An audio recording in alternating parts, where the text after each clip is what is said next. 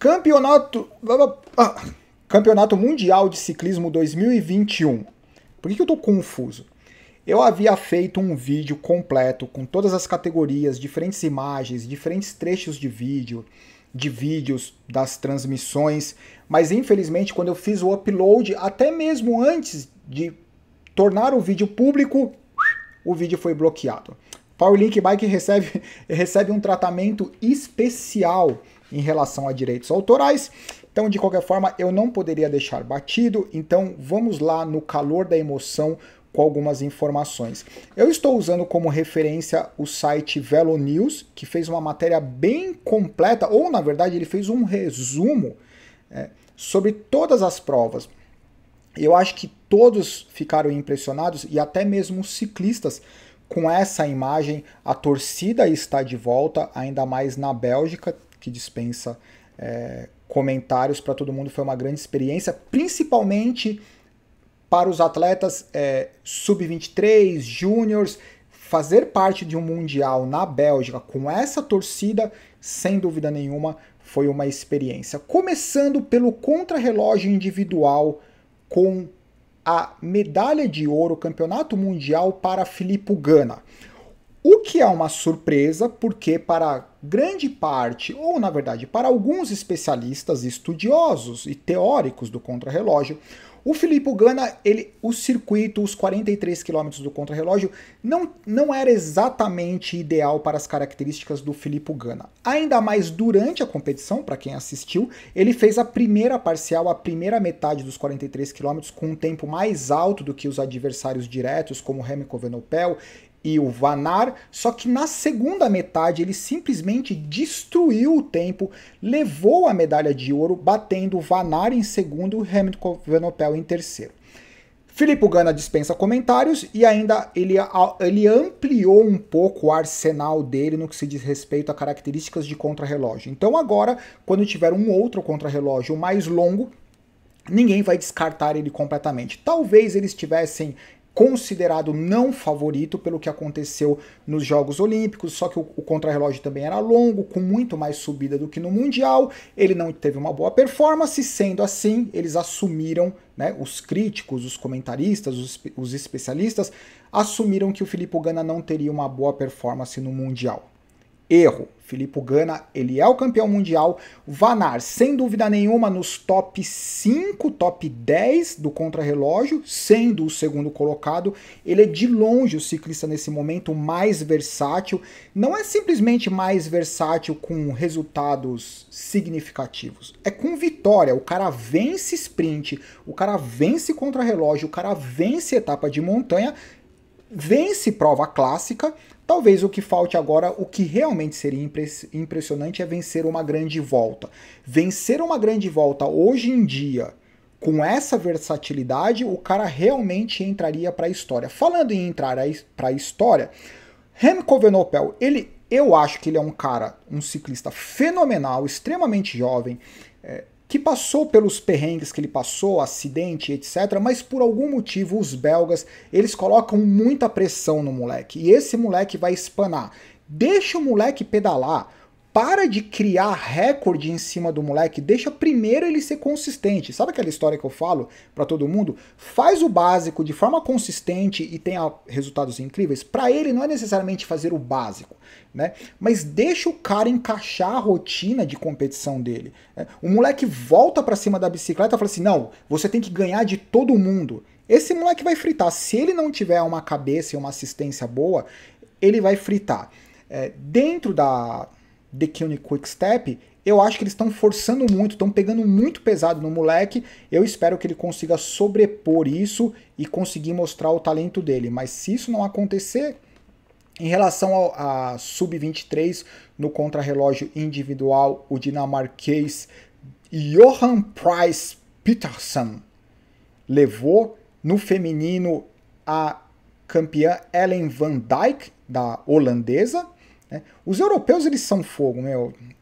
É difícil um continente... bom, também, se a gente for considerar o tempo de tradição que os europeus têm no ciclismo é muito difícil. A cultura não é uma coisa que aconteceu 20, 30 anos, é uma coisa que acontece há 100 anos.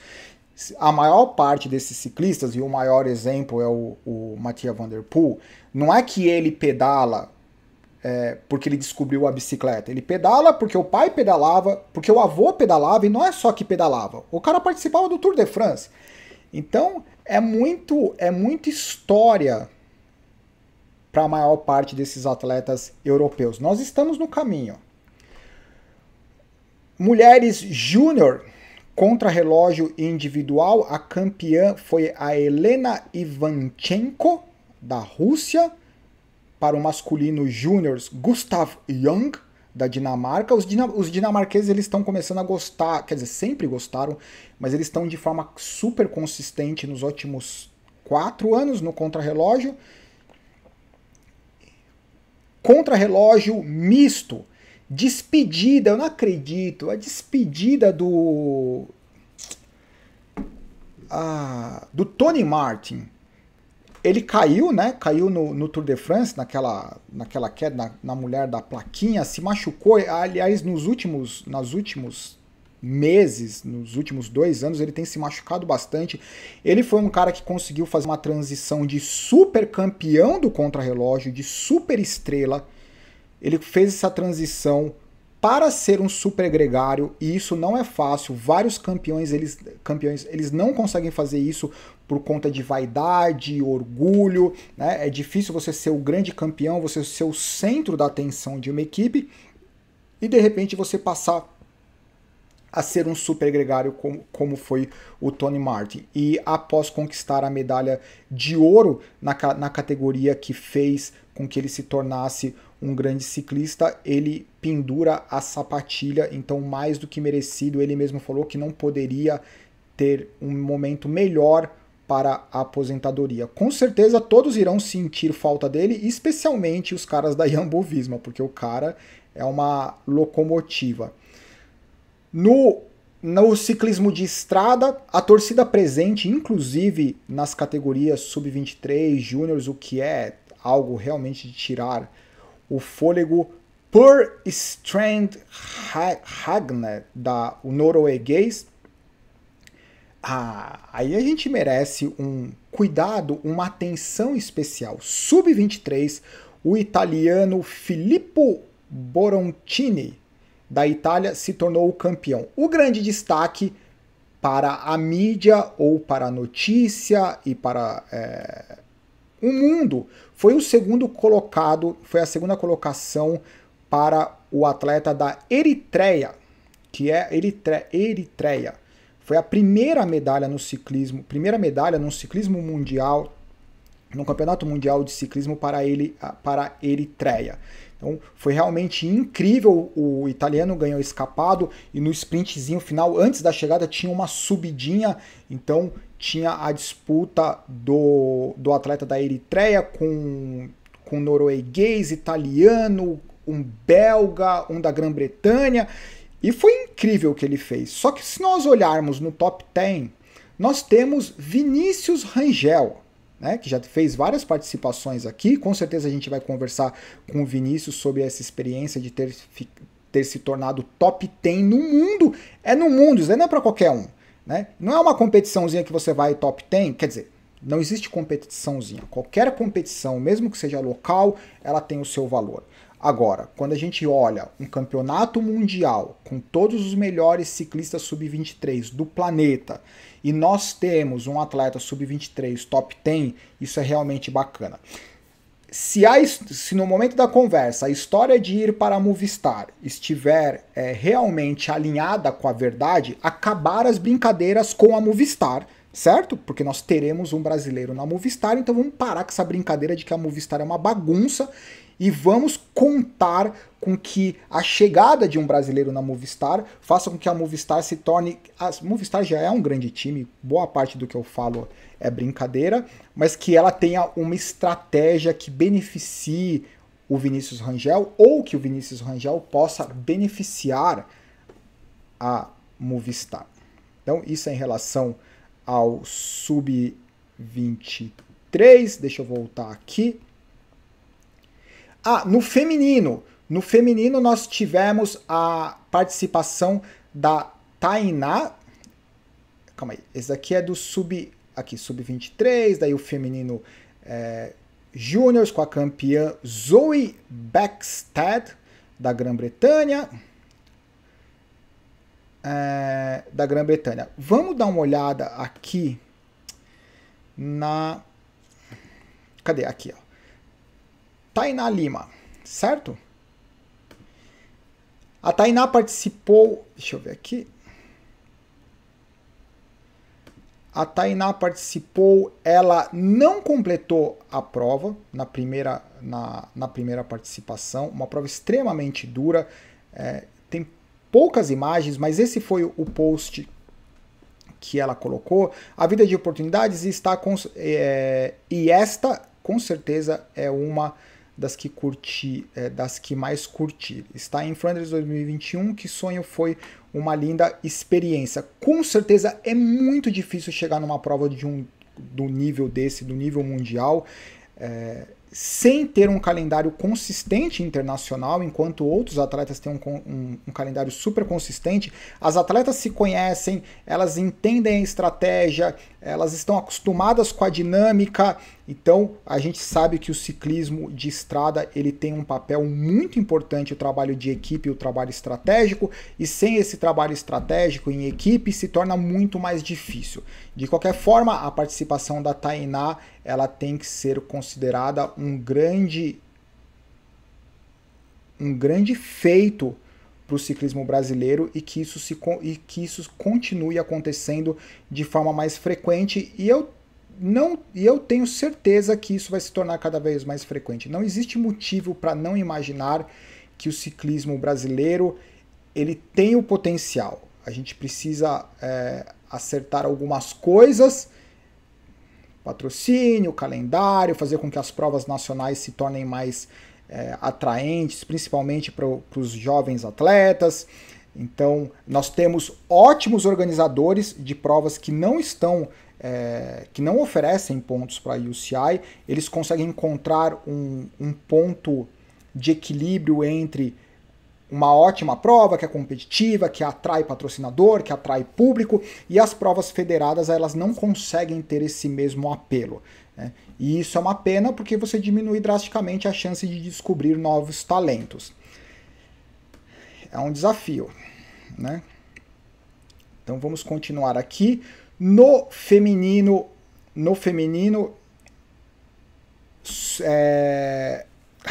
a italiana Balsamo delivered after a huge ride from the Italian team in the final.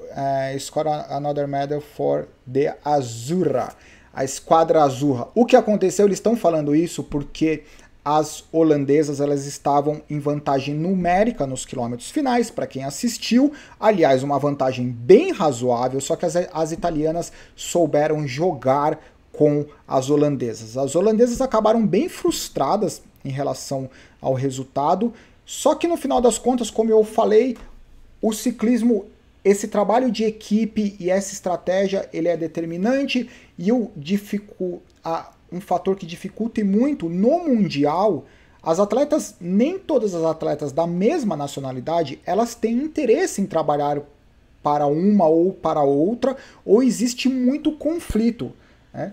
Então, elas não treinam juntas, elas não treinam nas mesmas equipes, então muitas vezes as italianas, muitas vezes não, com certeza, italianas e holandesas competem, e belgas competem um ano inteiro na mesma equipe, tem muito mais entrosamento do que entre as compatriotas.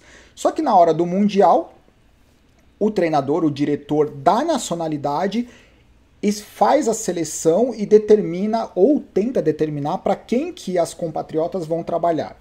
E daí acontece muito atrito, em geral as holandesas conseguem fazer bem isso, mas parece que as italianas conseguem fazer, ou pelo menos conseguiram fazer de forma mais eficiente. E em relação ao Juju Alaphilippe, rapaz, o último cara que venceu mais do que um campeonato mundial seguido foi o Peter Sagan, que eu acho que ele venceu 3 mundiais.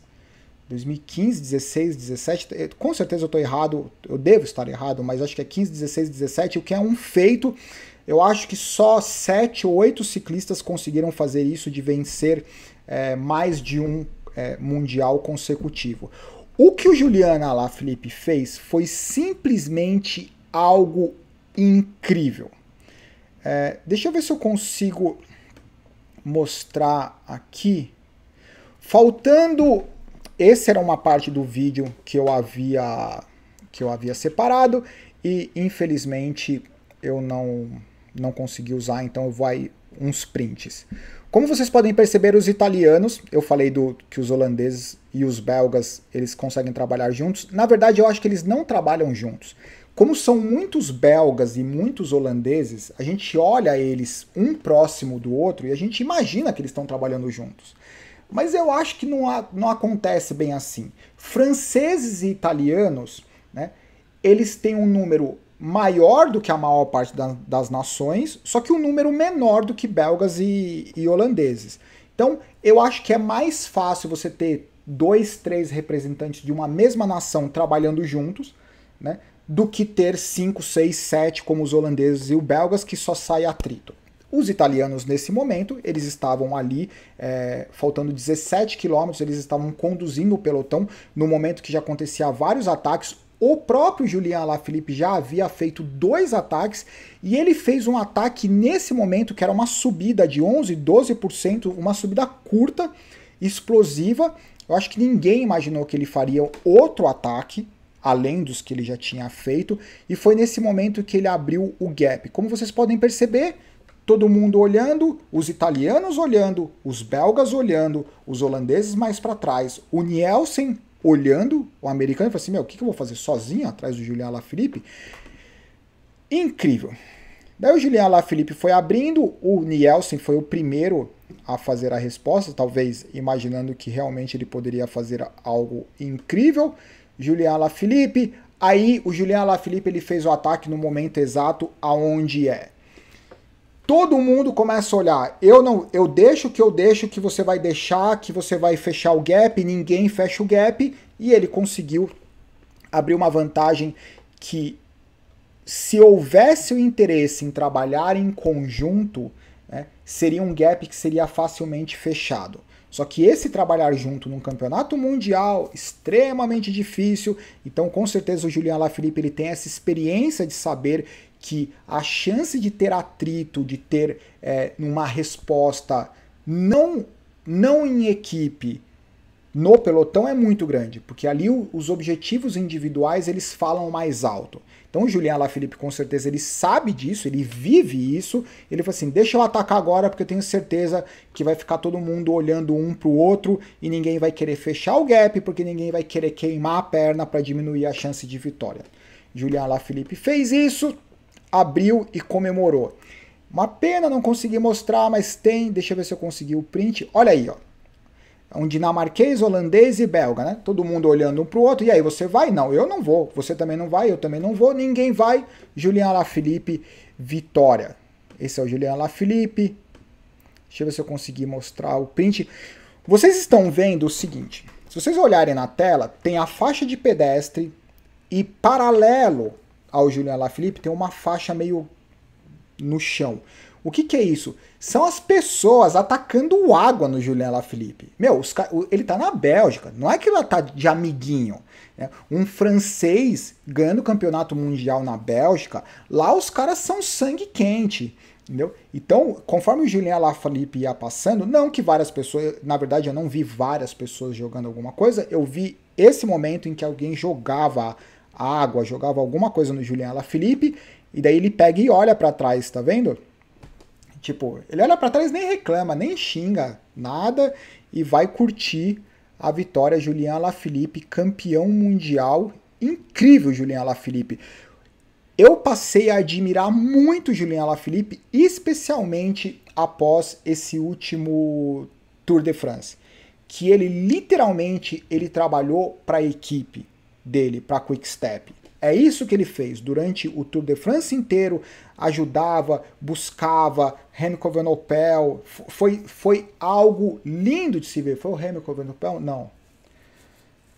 enfim. Juliana Felipe, fenomenal, ainda mais com esse resultado. Esse é um resumo do resumo. Aqui são os holandeses, dinamarqueses e belgas chegando. Esse, na verdade, é o resultado do Sub-23.